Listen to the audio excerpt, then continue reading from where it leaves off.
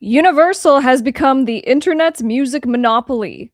This insanely huge deal just got approved, okay? Because this is like, the brakes went on when multiple governments around the world was like, you know what? We think that Universal might be, becoming a monopoly. We're kind of worried about it. And we over here on Top Music Attorney are worried about it from the standpoint of independent music creators and the platforms that have now been acquired by this major record label giant. Okay, so we've been talking about how Universal has quietly been, taking control and basically taking over the entire music industry. And the fact that Universal has essentially become the music industry bully.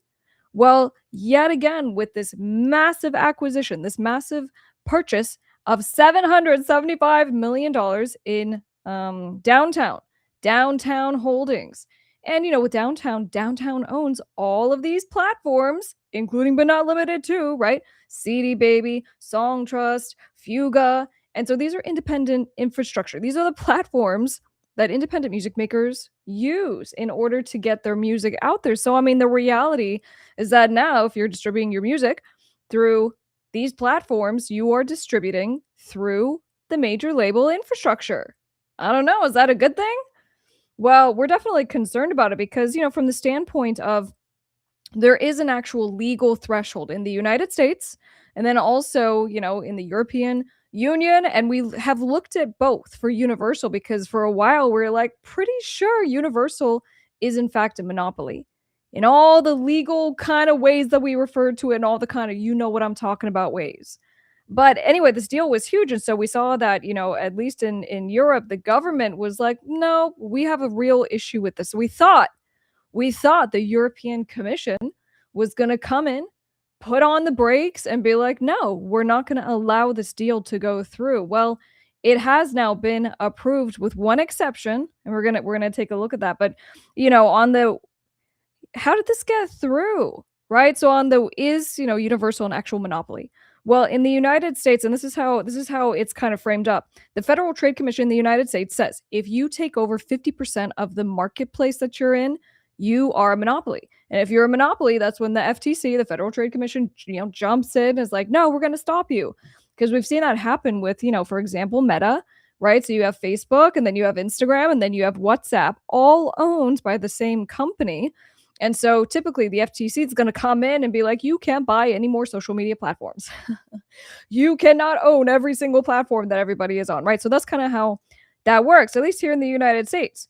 For the European Commission, though, it's different. It's only 40%. And so we kind of looked at this a few months ago and we're like, all right, so as of now, Universal, at least in the United States, takes up about 42% of the market. That's huge. But they are technically under that threshold of 50. And so we go, all right, so what Universal seems to be doing to get by is doing some creative mathing. And so whereas the business model for Universal used to be, they just kept acquiring music catalogs, right? So if like you literally own the majority of music everywhere, monopoly. But what now they're doing, they're like, okay, obviously we can't do any more of that because we're going to get into trouble. So what they're doing now is they're buying actual infrastructure. So just meaning like, the funnels, the channels that everyone pushes their stuff through, because obviously who the power players who own music distribution, who own the ways that you actually get paid your music royalties, well, that's different. That's not music catalog. So anyway, so it kind of makes sense why they're now pivoting the business model, but still, nonetheless, continuing to fatten and expand. And as I say, become the internet's music monopoly. And in fact, this happened one time before. Do you guys remember this? It was 2012. So Universal had acquired EMI Music, and this was for almost $2 billion. Okay, so it was like $1.9 billion. And so they did this deal.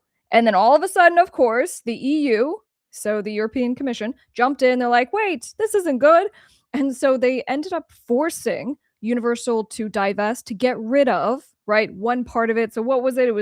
They ended up selling... That's right. It was a significant catalog, and they sold to Warner. So they sold this catalog to Warner with $765 million.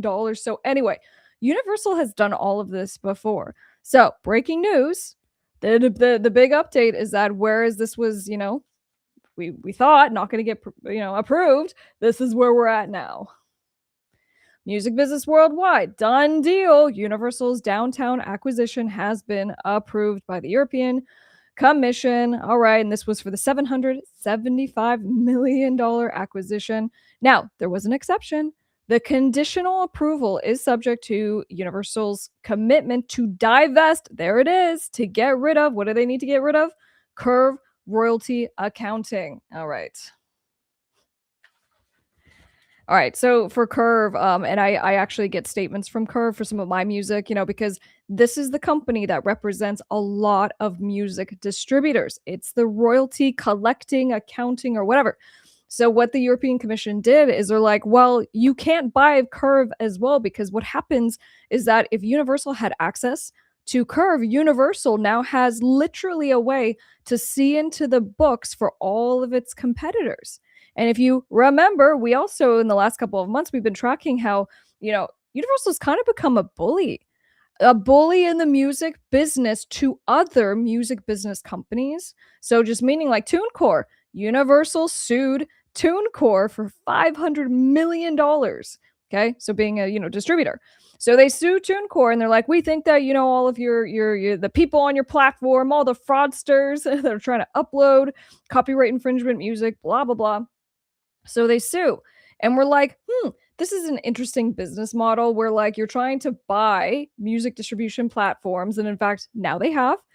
And all the while you're suing other music distributors who are going to be your competitor. Are you just trying to bankrupt them again so you can just take over the entire landscape? But, in this kind of, taking over of the landscape of where independent creators distribute their music, I mean, Universal's becoming too powerful to compete with.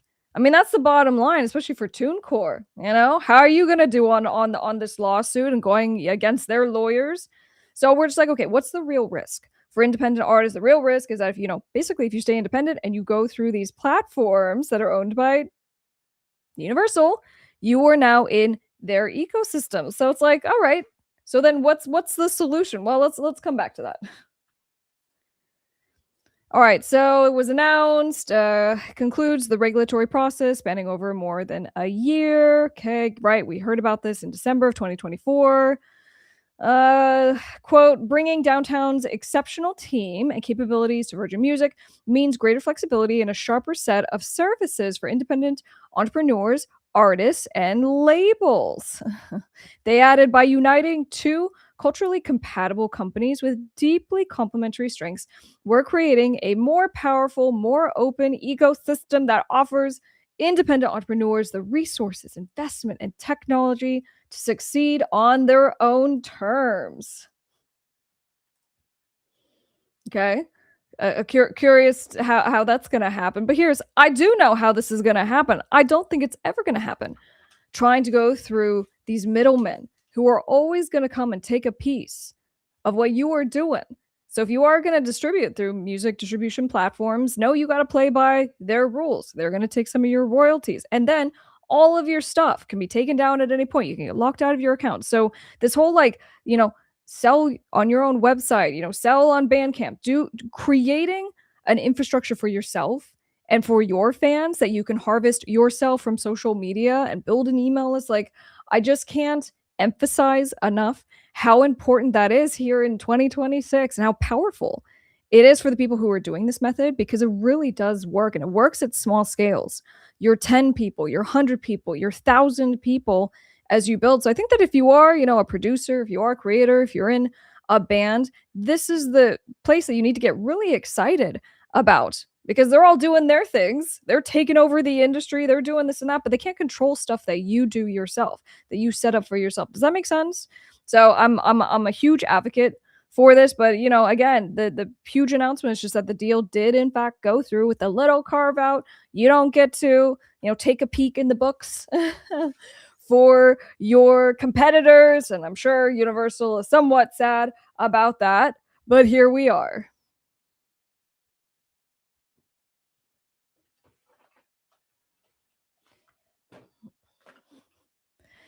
All right, guys, I'm Top Music Attorney. Don't forget to subscribe if you are new here. We go live every Wednesday, and I can't wait to see you on the next one. I'm